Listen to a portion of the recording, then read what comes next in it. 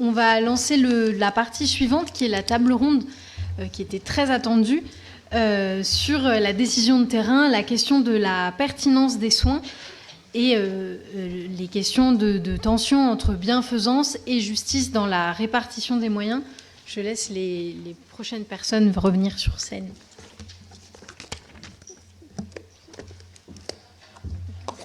Mon bazar.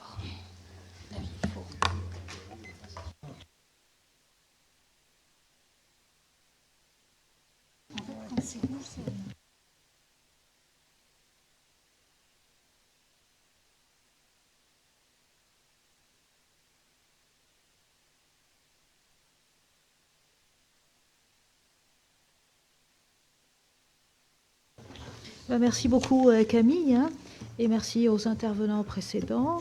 Et là, nous allons avoir une table ronde qui n'était pas initialement au programme et qui est finalement la plus attendue. Voilà, elle a été proposée par notre président de la commission médicale d'établissement, le professeur Corby. Du coup, le docteur Davillers en était ravi, directeur de l'ARS, et madame Véronique Bescon également, qui est directrice des soins Aura Poitou-Charentes, coordinatrice de la CSE de l'ERENA Poitou-Charentes, et je voudrais rajouter prof, enseignante au DIU, éthique en santé Poitiers-Toulouse.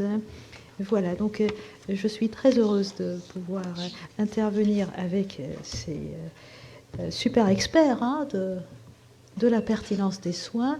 Et d'abord, pour dire que des fois, nous autres qui sommes dans le métier ou qui avons des personnes qui souffrent autour de nous, la question se pose, à quel moment est-ce que c'est mieux de ne pas, d'arrêter son geste?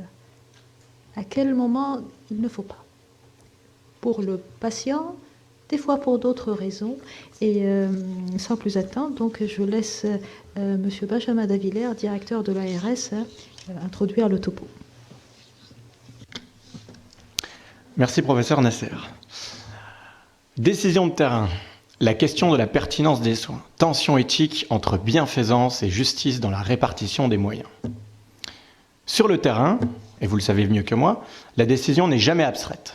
Elle s'incarne dans une situation singulière, un patient, une histoire, une attente. Le réflexe premier du soignant est celui de la bienfaisance. Agir dans l'intérêt du patient, mobiliser tous les moyens disponibles pour améliorer son état, soulager sa souffrance, prolonger sa vie lorsque cela a du sens. Mais cette logique rencontre une réalité incontournable, celle de la finitude des ressources, le temps médico-soignant, le nombre de lits, les innovations thérapeutiques coûteuses. Autant de biens qui ne peuvent être distribués sans réflexion. C'est ici qu'intervient le principe de justice, entendu comme une exigence de répartition équitable des moyens entre tous les patients. La tension apparaît alors clairement. Jusqu'où aller pour un patient donné sans compromettre l'accès aux soins d'autres patients et en même temps en redéployant des moyens pour la prévention?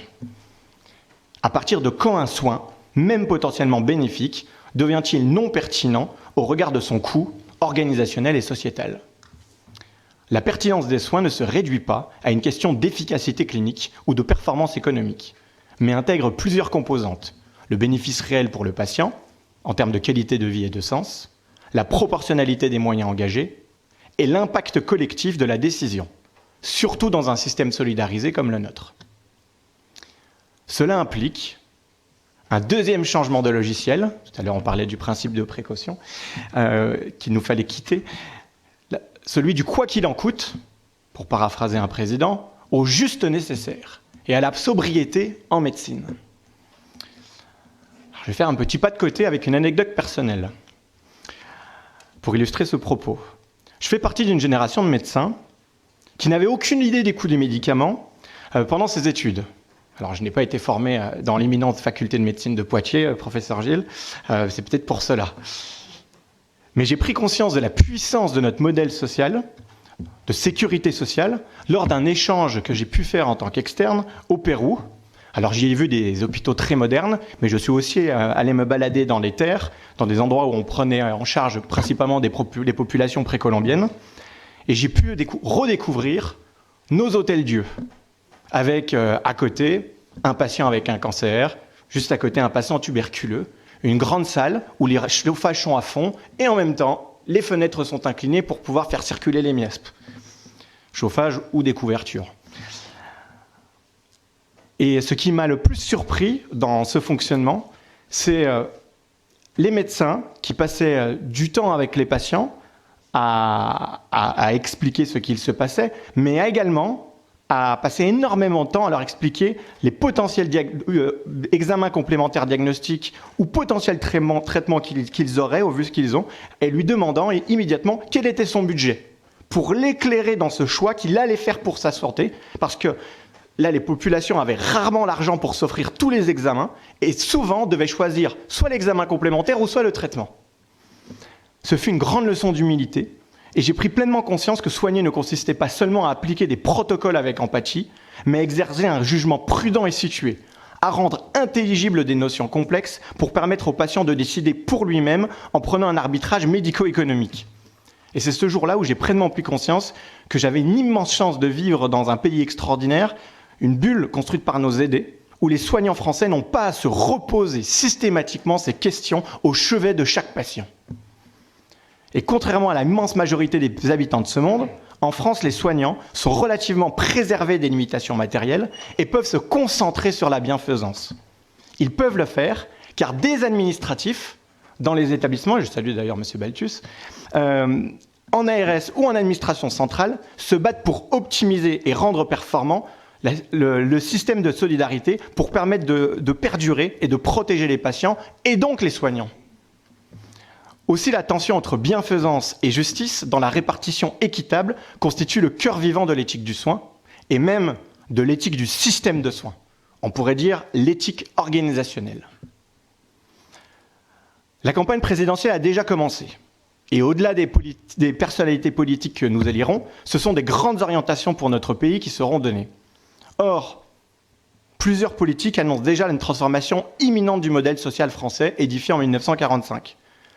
Vous l'avez vu, les débats sur le système de retraite ont été vifs, et ceux lors des lois de financement de la sécurité sociale le sont de plus en plus.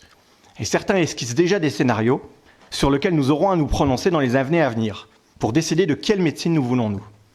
Une médecine toujours capable d'innover, certes, mais peut-être aussi davantage capable de discerner, de hiérarchiser, et parfois de renoncer.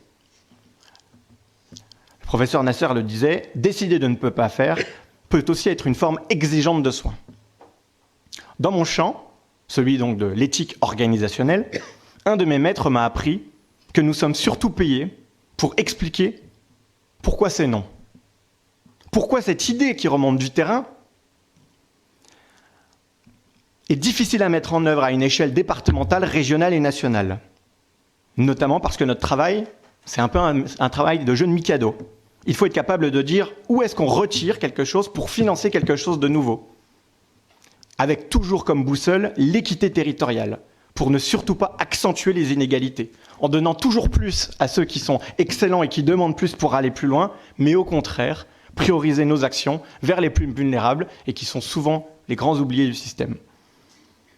Et pour finir sur une note optimiste, car on ne fait pas mon métier de soignant du système de santé si on ne croit pas possible un avenir radieux, je crois que nos soignants ont pleinement conscience de ces enjeux d'efficience et on voit fleurir de superbes alliances médico-soignantes administratives mettant en jeu des projets de société, de sobriété écologique, qui est une manière fédérative et pleine de sens de mettre sa pierre à l'édifice pour protéger et faire perdurer notre modèle solidaire et bienveillant, et nous donner collectivement des marges financières pour enfin développer la prévention. À bon entendeur, je vous remercie.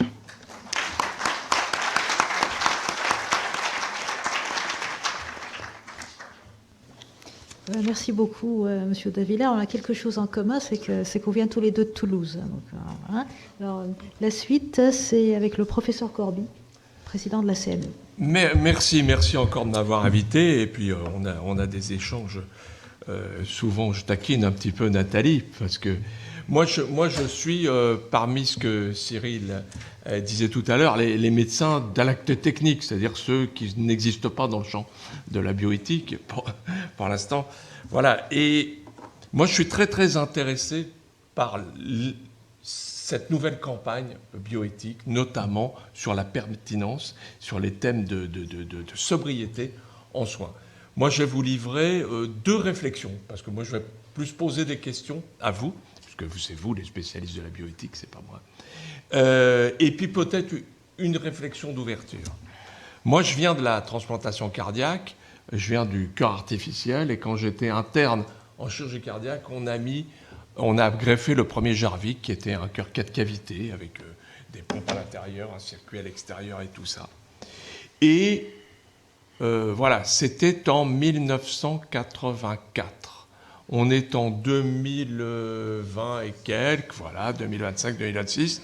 Et puis je lis, comme vous, les grands journaux, et je pleure sur l'absence de financement de Karmat, qui n'a rien à voir avec la philosophie indienne, mais qui est le financement du cœur artificiel français. C'est formidable, qui est révolutionnaire et tout ça. Ça fait 45 ans qu'on développe ça, ça fait 45 ans qu'on en attend les résultats, ça soigne une poignée de malades, c'est des millions en jeu.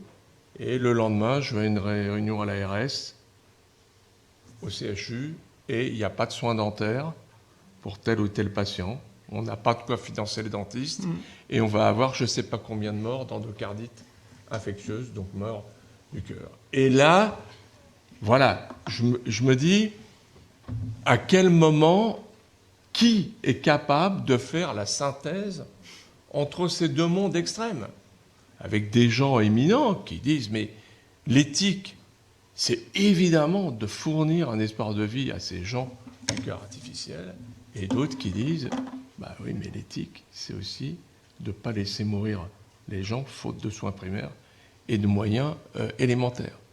Donc voilà, 2e exemple, qui est en lien, Monsieur Jourdain et l'éthique. Donc, tu disais, on a les spécialités techniques, et des fois, il y a un champ non existant de l'éthique. Il est 3h du matin, le centre de Saintes m'appelle, il me réveille, ce qui n'est pas agréable, et il me dit, j'ai une patiente qui a une dissection aortique. Ah ouais, très bien, et tout, c'est une urgence chirurgicale, machin, tout, le costume du sauveur, hop, voilà.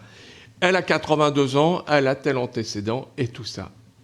Et là, tout seul, alors que je ne peux pas demander l'avis du patient, de la patiente. Elle a déjà eu 4-5 avis, celui du radiologue, celui de ceci et tout. Elle n'est plus en capacité de juger. Elle n'a peut-être même pas la capacité de juger des fonctions supérieures parce qu'elle est en sciences circulatoires. Je n'ai pas mon équipe, j'ai mon petite tenue, mon petit pyjama. Et il faut que je dise peut-être pas l'arrêt des soins, mais le non-soin. Et là, je suis seul. Parce que je vais dire oui ou non, c'est mon feeling. Comme disait le précédent orateur, j'arrive quand même avec un bagage scientifique important, je crois, j'ai lu là-dessus, je suis assez spécialisé sur l'aorte. Je vais me faire une idée. La moitié de ceux qui connaissent ma décision vont me dire « T'es un vrai assassin, pourquoi tu lui as pas donné sa chance ?» Et à contrario, si j'accepte, le lendemain, la moitié de l'équipe va me dire « Ah, t'as voulu t'amuser, un geste de plus, elle va rester 10 jours en réa, c'est épouvantable, ça quitte la place à une autre, on va divaliser la banque de sang, on va en faire une gravataire, etc. » Donc ça, c'est le champ non existant de l'éthique. C'est-à-dire que, moi, très franchement, j'affiche mes conflits d'intérêts, je n'ai jamais eu de formation en éthique. Est-ce que pour autant je renonce à ma compétence et à ma préoccupation d'éthique? Non. Ça, c'est très clair. Donc, voilà. Alors, j'en reviens au premier sujet. Si on veut, demain, faire des grands états généraux, une réflexion éthique et peut-être casser les barrières et se dire, quelle interconnexion des champs de compétences, quelle interconnexion de la sensibilité à ce que peut être le juste soin, le juste investissement, si on ne met pas de transversalité dans les réflexions, est-ce qu'on a une chance d'y arriver? Avec une petite incise, et je vais peut-être donner la parole ensuite à mes collègues de la table ronde, avec une petite incise, est-ce que entre un débat éthique qui a existé, qui s'est fait autour de l'Alzheimer, autour de la fin de vie, autour de la procréation médicale, avec la production d'un esprit club des spécialistes de l'éthique qui s'est institué. Est-ce qu'il n'est pas temps de réfléchir à une réflexion éthique proche du soin, comme c'est le cas de cette table ronde, avec une culture éthique plus appropriée des acteurs de terrain? Bref, est-ce qu'il n'est pas temps d'ouvrir une certaine porte sur la réflexion de l'éthique en soins? Voilà. Quelques points de réflexion dont je suis prêt à discuter, évidemment. Merci beaucoup, Monsieur le Président.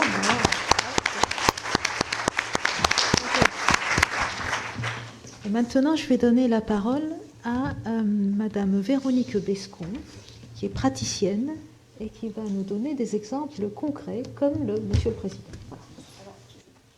Je me mets là parce que j'ai vu les fauteuils tourner et je pense que ça va être l'heure de déjeuner. Je risque de vous donner de mal de mer avant le repas, donc je préfère rester debout. Donc effectivement, les interventions de ce matin étaient de qualité et c'est toujours compliqué de terminer. Je dis toujours au départ, chouette, je ne suis pas la première, mais dommage, je suis quand même la dernière. Et donc je vais vous parler pour ma part et partager ma réflexion, effectivement, tension éthique et répartition des moyens. Et je vais parler de ce que je connais le mieux, c'est mon métier de soignant. Et donc je vais resituer cette problématique au sein de la structure dans laquelle je travaille, qui est l'AURA. Donc AURA, ça veut dire Association pour l'utilisation du rein artificiel. AURA Poitou-Charentes, c'est 6 unités, 2 dans les Deux-Sèvres, 2 dans la Vienne et 2 en Charente. AURA Poitou-Charentes existe depuis 50 ans. C'est une association qui a été créée par des médecins du centre hospitalier de Poitiers afin de permettre aux personnes dialysées de bénéficier des soins à proximité de leur domicile. L'AURA, globalement, dans sa réflexion, met tout en œuvre pour faciliter les soins de ces personnes atteintes d'insuffisance rénale chronique. Les personnes qui viennent dialyser sont autonomes, elles vivent à domicile, majoritairement quelques-unes en institution.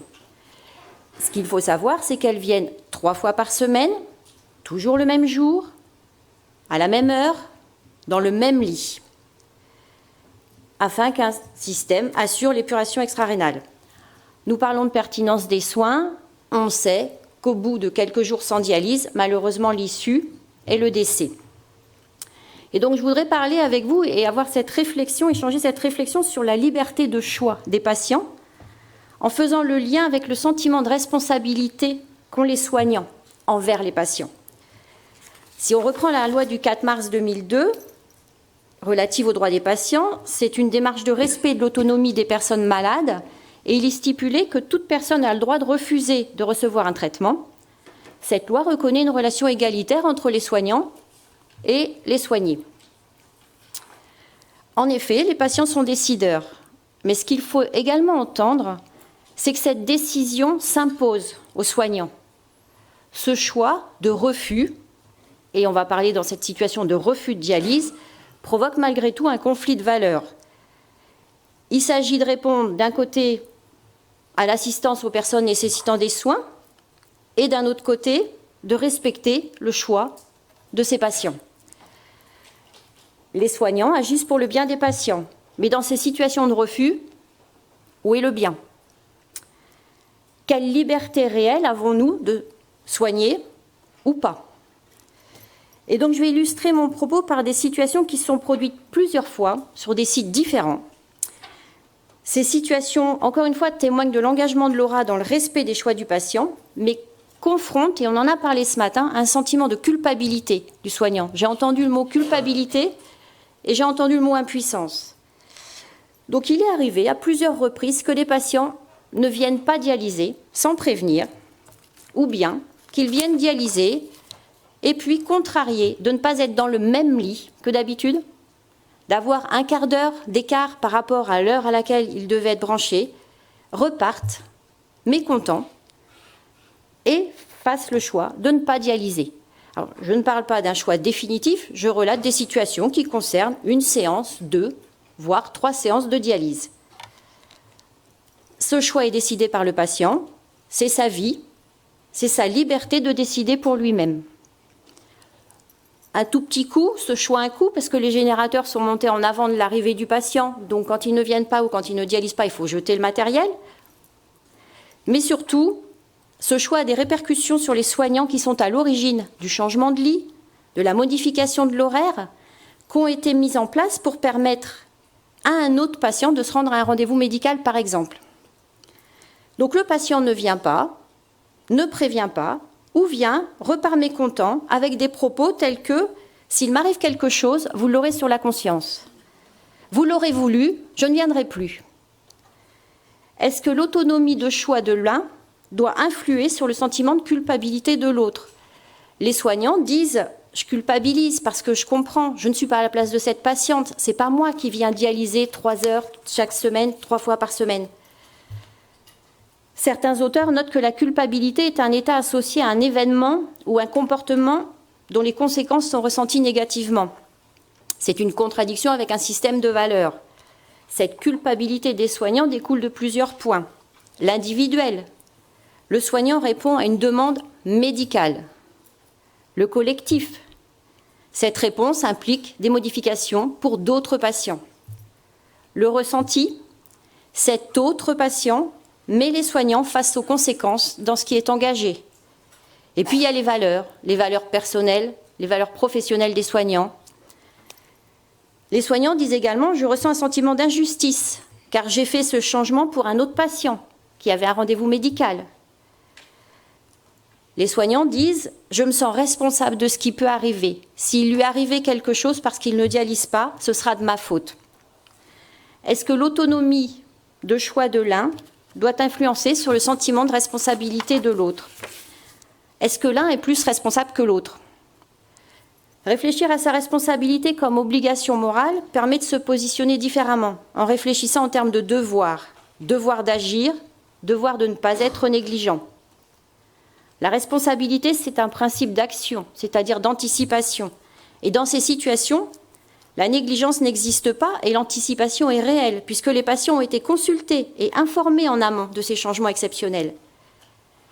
Ça montre bien la complexité du respect de l'autonomie et la nécessité de s'adapter au cas par cas.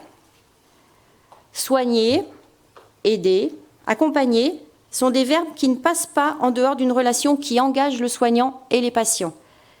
Cet engagement passe par une relation de confiance, une confiance qui doit être réciproque. Confiance donnée au patient, libre de ses choix, et j'insiste, choix éclairés. Confiance accordée aux soignants, qui dans ce contexte met tout en œuvre pour répondre aux demandes et aux impératifs des patients. Le titre proposé pour cette table ronde, tension éthique entre bienfaisance et justice dans la répartition des moyens. J'aurais pu aborder des tensions en termes de place, de répartition sur le territoire, mais il me semblait important de partager avec vous, à travers ces quelques exemples, ces tensions qui existent dans les unités et que les soignantes ressentent comme bien réelles. Elles se heurtent au principe de bienfaisance, qui est celui d'accomplir les actions pour le bien d'autrui. Dans notre cas, il s'agit parfois de modifier un horaire ou bien la place d'un patient pour répondre à un autre patient. La justice, quant à elle, relève de la dimension de la société avec l'obligation de traiter les cas de la même façon. Dans notre cas, chaque patient dialysé a parfois besoin d'un changement d'horaire ou de lit pour répondre à un besoin médical. Il s'agit d'être équitable pour tous. Et donc, pour conclure, je dirais que les patients souffrant d'insuffisance rénale voient leur vie bouleversée, rythmée par ces séances de dialyse qui les fatiguent et entravent leur liberté d'aller et venir. Cette valeur liberté dont ils sont privés peut entraîner une frustration dans cette situation qui les contraint. Ils prennent parfois des décisions d'hommes libres, qui fait des choix et connaît les effets de ces décisions. Et donc si je me place du côté des soignants, et c'est quelque chose que j'essaye de porter, c'est-à-dire que je dis toujours, le patient ne nous appartient pas. Ce n'est pas mon patient. À nous, soignants, de poursuivre notre réflexion et notre travail sur l'acceptation de l'autre en tant que personne et non de patient. La définition du mot patient, selon son étymologie latine, renvoie à la souffrance, la résignation, la passivité. Est-ce que quand on est insuffisant rénal, qu'on est dialysé parfois à vie, on peut rester patient à vie? Et je me dis que peut-être si les patients devenaient des personnes dialysées, les soignants accepteraient plus facilement leur capacité à faire des choix. Et je terminerai par cette phrase de Victor Hugo, « Tout ce qui augmente la liberté augmente la responsabilité ». Et je vous remercie.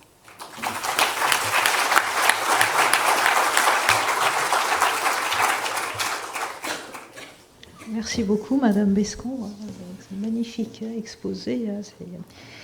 Oui, alors, moi, je vais vous parler de mon métier, de neurologue vasculaire, plombier du cerveau. On n'est pas toujours plombier. Des fois, on observe des AVC mineurs. Des fois, on a des accidents ischémiques transitoires. Et pour nous, c'est une excellente opportunité pour éviter les AVC plus lourds, pour lesquels nous sommes en première ligne pour limiter les dégâts. Très bien. Alors, la sobriété en médecine, pour reprendre les mots de M. Davillers, donc faire mieux avec moins. Elle a été derrière, en neurologie vasculaire en tout cas, derrière la mise en place des circuits courts pour prendre en charge les accidents ischémiques transitoires et les AVC mineurs, qui heureusement, dans nos sociétés d'Europe occidentale, constituent maintenant les 2/3 des nouveaux accidents ischémiques cérébrovasculaires. C'est-à-dire que comme on prévient mieux, ça arrive plus petit. Les médecins généralistes, les cardiologues n'ont plus beaucoup d'hésitation à anticoaguler des fibrillations auriculaires chez des sujets âgés et très âgés, parce qu'il faut tomber une fois par jour tous les jours pour que le risque hémorragique dépasse le bénéfice d'éviter un AVC. Donc plus personne n'a peur de ça, on anticoagule les gens, on évite une grande partie des AVC étendus liés à la fibrillation auriculaire, qui était en plus souvent de transformation hémorragique secondaire. Donc maintenant, ça arrive plus petit.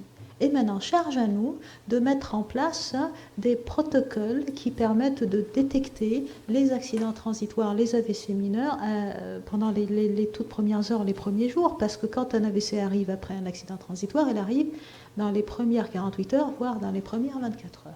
Ça, c'est un exemple de comment on peut faire mieux, plus avec moins, puisque ça coûte beaucoup moins cher de prendre en charge un accident transitoire ou un AVC mineur qu'un AVC lourd. Et c'est exactement le programme du plan national AVC au Liban qui a été mis en place récemment suite à une impulsion d'une coopération avec la France portée par le CHU de Poitiers que je coordonne, où on a pu, dans un contexte extrêmement restreint en termes économiques, depuis l'explosion du port de Beyrouth le 4 août 2020, et dans une situation actuellement d'instabilité et de guerre qui touche le Liban, eh bien, éviter le handicap lié à des AVC dans un pays où les soins pour les gros AVC là, ne sont pas optimaux en l'état actuel.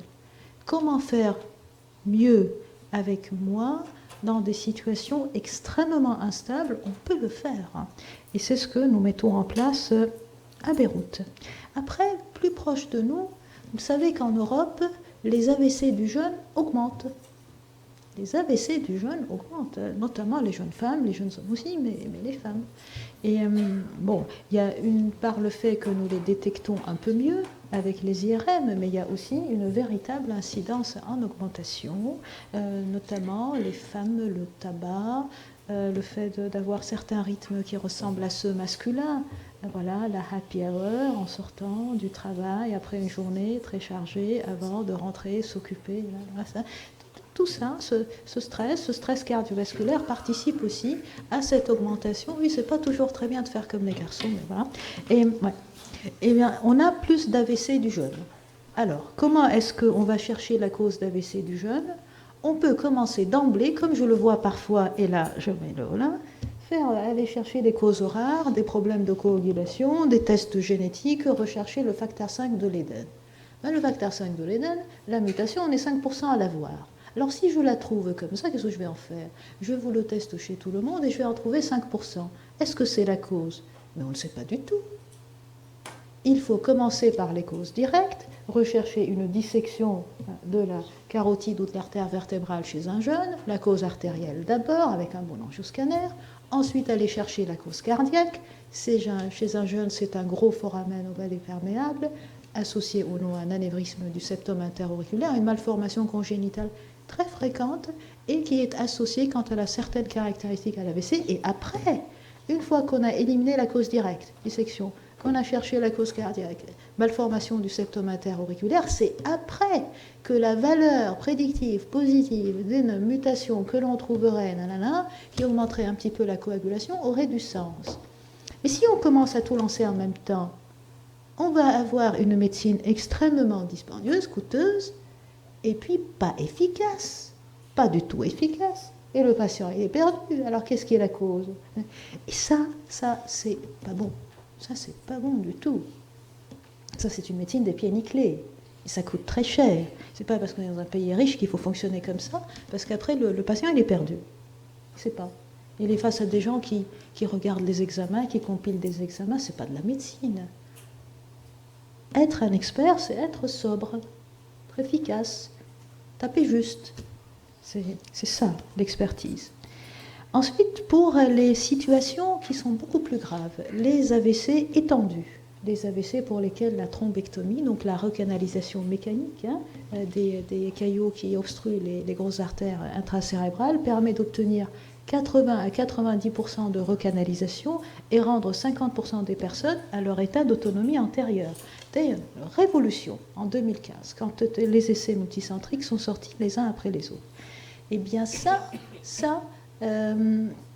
des fois, on se rend compte qu'on se retient à partir non pas d'un certain âge, mais d'un certain niveau d'autonomie. Et comme le disait le président Corby, des fois, on ne sait pas.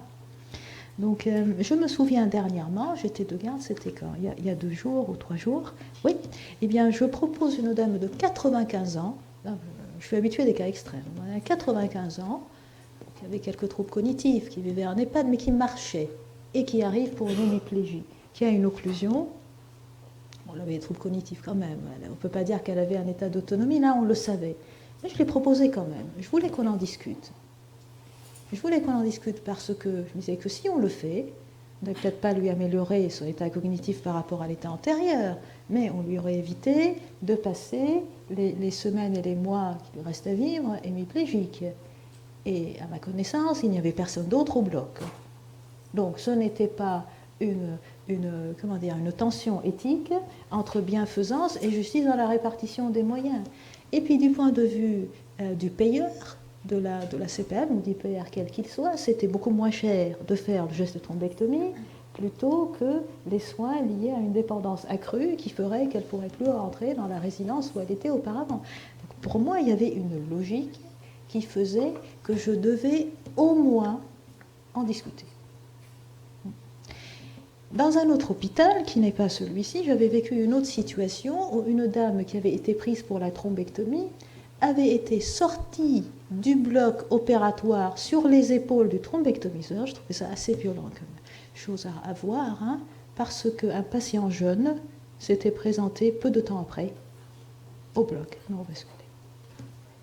J'ai vu ça, ouais. Alors, quelle est la juste mesure avec tout ça?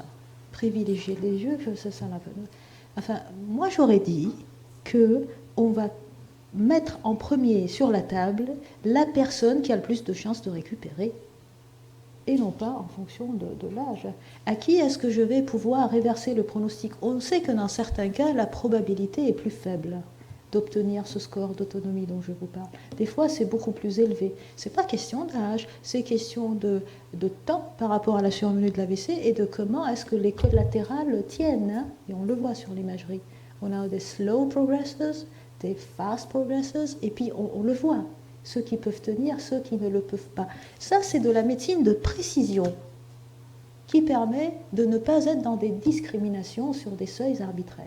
Moi, je dirais que la réponse que nous allons apporter à tout ça, et je rejoins tout à fait mes collègues qui ont déjà pris la parole, c'est qu'on a besoin de l'information précise pour savoir à quel moment intervenir et où. Et ce n'est pas un chirurgien de très bonne volonté dans un pyjama de bloc qui va pouvoir le savoir avec le peu d'informations qu'on lui donne, comme je vous le disais tout à l'heure, par rapport à l'information transmise au téléphone. Bon. Donc on a besoin d'informations, d'une médecine de précision, et en fait les gens qui font le mieux l'éthique sont les plus experts dans leur domaine, quel qu'il soit leur domaine. Quel que leur domaine, quel que soit votre domaine, vous êtes en train de faire de l'éthique sans le savoir quand vous faites quelque chose de manière optimale, quand vous le faites très bien. C'est ce qu'on appelle l'éthique qu'on fait de manière implicite. Et puis là où on rend les choses explicites, c'est quand ça ne ressemble à rien d'autre de ce qu'on connaît déjà. Et là, il faut se mettre en un système réflexif, hein, de voir ce qui se passe, hein, de réfléchir à sa propre action, de vérifier si on a des biais et de pouvoir prendre la meilleure décision possible. Hein, parce que derrière toute décision qualitative, oui ou non, j'y vais pas, il y a de la quantité cachée. Il y a de la quantité, de la durée, depuis la survenue de l'AVC, l'efficacité du collatéral, un centre qui est nécrosé, qui est tout petit, en revanche un centre qui est hypoperfusé, qui est beaucoup plus grand, que l'on peut quantifier en millilitres. Il y a une médecine de précision qui permet de faire les choses bien. Et puis il y a aussi quelque chose qui est très important à savoir, c'est la temporalité. Donc, nous avons tous des situations, là on parle entre soignants, entre personnes qui sont à l'hôpital ou à la direction de l'ARS, la situation de l'ATA, de la limitation des thérapeutiques actives. Ce qu'on appelle l'ATA, limitation, arrêt des traitements actifs. Eh bien, la question n'est pas de faire ou de ne pas faire une LATA, mais de savoir quand est-ce qu'on l'a fait. Ben, je vais vous donner un exemple basé sur une étude internationale multicentrique, coordonnée en France, pour le monde entier, par Madame Caroline Arquisan, qui est praticienne hospitalière au CHU de Montpellier, qui a coordonné un essai multicentrique impressionnant qui s'appelle LAST, L-A-S-T, où il y a eu thrombectomie ou pas thrombectomie pour des AVC très étendus, ceux qui n'étaient pas, qu'on n'envisageait pas du tout dans les protocoles de thrombectomie auparavant, parce qu'on se disait, voilà, il n'y a rien à faire. Tout est déjà infarci, le territoire est infarci. Eh bien, cet essai-là a montré une déviation des scores d'autonomie vers des niveaux beaucoup plus favorables, y compris chez ces personnes-là. Et ça a été une publication là au cours des 2 années qui ont précédé, qui a permis, avec les autres publications là, qui l'ont confirmé, même si c'était des AVC un petit peu moins étendus que l'AST dans les autres essais, de changer nos pratiques. Donc on sait que même dans les AVC étendus, on a un bénéfice à aller faire la thrombectomie. Mais quand l'on compare le pronostic des patients pris dans certains centres par rapport à ceux de la cohorte de l'étude multicentrique coordonnée par Montpellier, on n'a pas les mêmes résultats. Alors que les patients, des fois, étaient moins lourds au départ. Où est l'explication ? C'est que la LATA est intervenue trop tôt. Donc, attention à la pertinence des traitements actifs que l'on impose aux malades, mais aussi à la précision avec laquelle on orchestre tout cela. Des fois, il faut ne pas, mais il faut évaluer le meilleur moment pour dire « maintenant je sais que le pronostic sera sombre, très sombre », et ne pas se précipiter. Donc voilà ce que je voulais vous dire par rapport aux accidents transitoires, faire beaucoup mieux, prévenir le handicap en dépensant beaucoup moins. À l'AVC du jeune, il faut il faut faire les choses de manière graduée, rationnelle, et là on a le bon diagnostic. Et 3, par rapport à la thrombectomie qui a révolutionné le traitement de l'AVC et comment l'âge ne doit pas être un facteur limitant. Voilà, je vous remercie.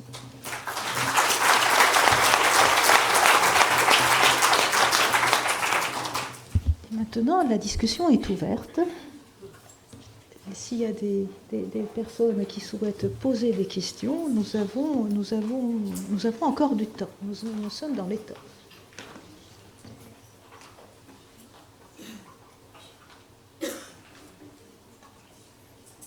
Tout le monde a très faim, en fait, je crois. Tout le monde a très faim. On a quand même quelques minutes pour les questions, parce que il faut quand même qu'il y ait une aide à la décision complexe en situation d'incertitude. Voilà.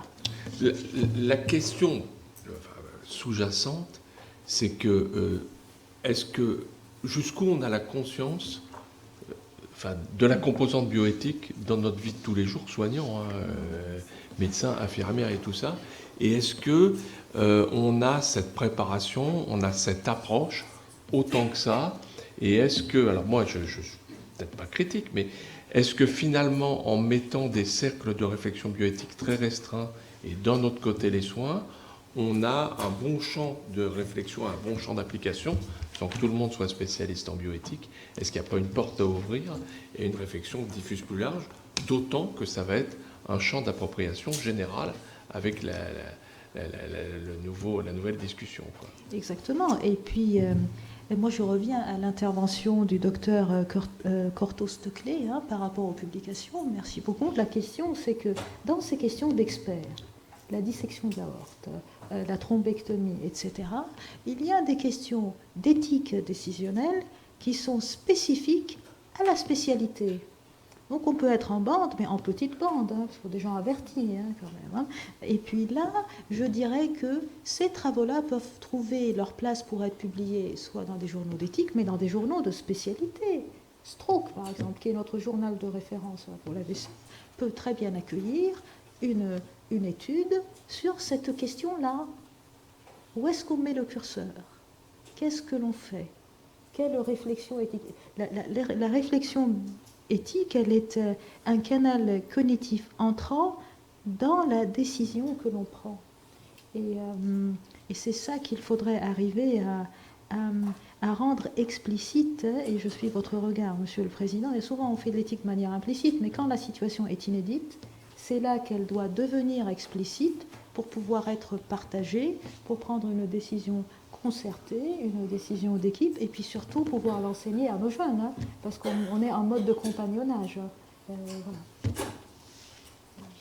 Oui, Thibault?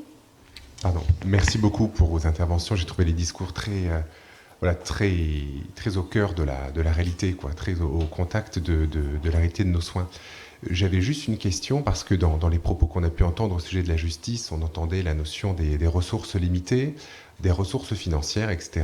Ce qu'on peut tout à fait entendre, ce n'est pas uniquement ça, mais c'est aussi, par exemple, la disponibilité des lits, c'est aussi la disponibilité psychique. On parle de la pénibilité relationnelle dont parlait monsieur, c'est aussi une forme de gestion de la pénibilité, etc. Bon. Moi, je suis un peu dubitatif actuellement sur les réflexions sur la sobriété écologique. J'en suis convaincu. Simplement, je vois, quand on fait encore, il y a quelques mois, des cours nationaux d'éthique pour les internes de médecine et réanimation, commence à arriver dans le discours de manière tout à fait, je dirais, bienveillante au départ, le fait que on va quand même pas réanimer le patient parce qu'il y a quand même aussi beaucoup de ressources en termes de gaz à effet de serre et de plastique. Je commence à discuter avec mes collègues, etc. Et puis, je rencontre un autre bioéthicien anglais qui me dit « Mais vous qui faites de la décision partagée entre chirurgie et radiothérapie pour un cancer de la prostate, vous êtes complètement fou.